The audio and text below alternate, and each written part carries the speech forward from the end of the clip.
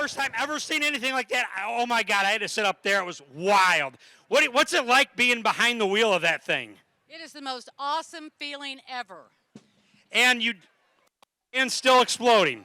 Bonnie, you did tell me a story that I want you to share with the fans about one of the craziest things that ever happened to you, that you were the first of your kind to ever do that. And it happened at Charlotte Motor Speedway. Please tell everybody what happened. I did a car burn at Charlotte Motor Speedway, and I took off around the track on jet power, and we told them, don't wet the track down. And they did. When I came around turn 2, the back end of the jet truck started sliding down the hill, and I was getting ready to go into the wall.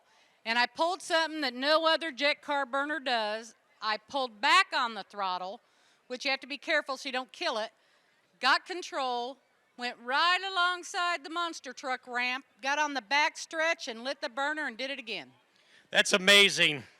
And this is your first time ever coming to Rockford Speedway, right? What do you think about this track? I love this track. Did you watch all the stuff that happened tonight? Some of the craziest stuff I've ever seen, and we've been all over, but I got to tell you, this show rocked it. Thank you. Do you have any special people you'd like to thank tonight, Bonnie? I want to thank my husband. I think he's behind you. I want to thank my husband, who has been there through all of this when I wanted to do it. I want to thank my brother-in-law, Rick, and my sister, Mary, who have been at every show and busted their butts to work and get this done.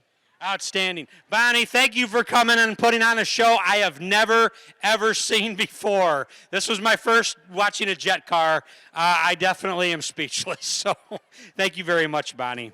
And fans, once again, after we get everybody off the track, you'll be